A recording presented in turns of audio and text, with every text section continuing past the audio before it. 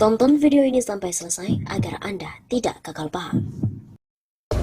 Pada hari ini KSPI melaksanakan konferensi pers menjelang aksi besar-besaran dari buruh Indonesia yang akan melibatkan tidak hanya KSPI, tapi juga elemen-elemen gerakan buruh lain. Halo Sobat Nabi Sapa, kembali lagi bersama kami untuk mengulas fakta-fakta perpolitikan dan juga informasi terkini tanah air. Presiden Partai Buruh meminta pengangguran untuk dibayar oleh negara. Partai Buruh meminta negara, dalam hal ini pemerintah, untuk membayar pengangguran di Indonesia. Negara sudah seharusnya memberikan jaminan kepada buruh yang kini masih menganggur karena pemutusan hubungan kerja atau PHK. Sebab seluruh warga negara termasuk buruh yang di PHK telah membayar pajak ke negara, tak terkecuali pengangguran. Hal itu disampaikan oleh Presiden Partai Buruh Said Iqbal saat berjumpa pers di Stadion Utama Gelora Bung Karno Senayan pada Sabtu 14 Mei. Jaminan pengangguran, kita kalau nganggur negara harus bayar. Kenapa? Karena saat Anda bekerja, saya bekerja, dan kita semua bekerja itu bayar pajak, kata Said Iqbal. Menurut Presiden KSPI ini, dari uang pajak yang dibayarkan warga negara sudah seharusnya disisihkan oleh negara. Tak terkecuali kepada para pengusaha, dari sisi keuntungan perusahaan itu tersebut redistribusi kekayaan yang adil dan merata. Itu sedianya didistribusikan kepada mereka yang belum mendapatkan pekerjaan. Dalam bentuk apa? Kalau kita nganggur dibayar unemployment insurance. Negeri ini kaya dinikmati dan sekelompok oligarki. Kita tidak anti orang kaya, tapi kita tidak anti kaum pemodal.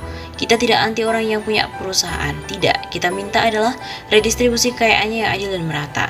Apa bentuknya? Ya jaminan sosial. Demikian kata Said Iqbal.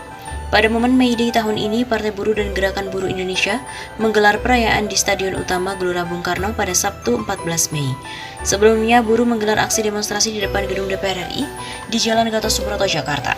Pada peringatan May Day tahun ini, KSPI membawa sedikitnya 18 tuntutan aksi, yakni menolak Omnibus Law Undang-Undang Cipta Kerja, turunkan harga bahan pokok, minyak goreng, daging, tepung, telur, dan lain-lain, kemudian BBM dan gas, sahkan RUU PPRT, tolak revisi Undang-Undang P3, tolak revisi Undang-Undang SPSB, lalu tolak upah murah, hapus outsourcing, tolak kenaikan pajak PPN, sahkan RPP Perlindungan ABK dan buruh migran, tolak pengurangan beserta PBI jaminan kesehatan, wujudkan perdaulatan pangan dan reforma agraria, stop kriminalisasi petani, biaya pendidikan murah dan wajib belajar 15 tahun gratis, angkat guru dan tenaga honorer menjadi PNS, pemberdayaan sektor informal, ratifikasi konversi ILO nomor 190 tentang penghapusan kekerasan dan pelecehan di dunia kerja.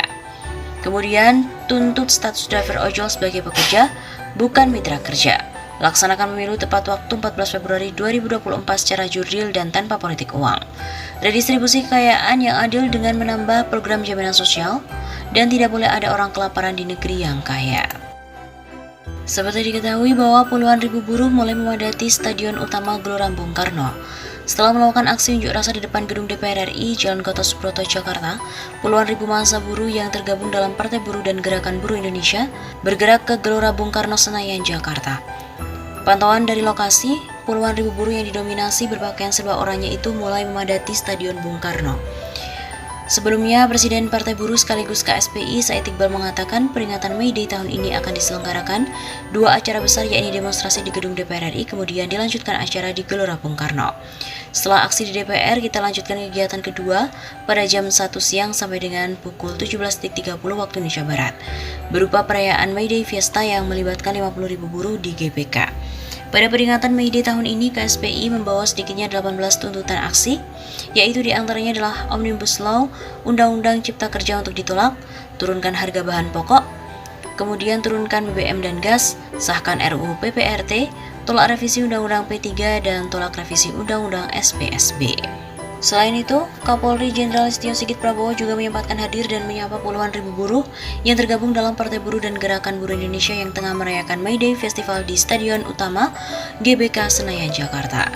Kedatangan Jenderal Listio Sigit dan jajaran disambut hangat oleh Presiden Partai Buruh Said Iqbal dan puluhan ribu buruh. Tampak Jenderal Sigit pun melambaikan tangan seraya menyapa buruh sambil diiringi lagu Halo Halo Bandung. Sigit pun juga berkesempatan memberikan sambutan dalam perayaan May Day Fiesta tersebut. Dalam sambutannya, dia menyinggung soal kesejahteraan kaum buruh. Ia berharap pada Mei Day tahun ini buruh semakin sejahtera.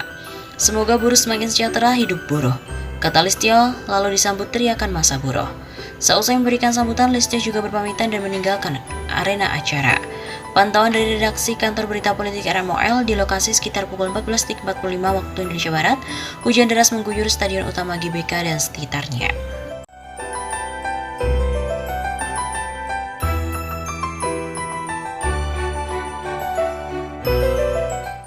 Pada momen Mei Day tahun ini, Partai Buruh dan Gerakan Buruh Indonesia menggelar perayaan di Stadion Utama Gelora Bung Karno pada Sabtu 14 Mei. Sebelumnya, buruh menggelar aksi demonstrasi di depan gedung DPR RI di Jalan Gatot Subroto, Jakarta.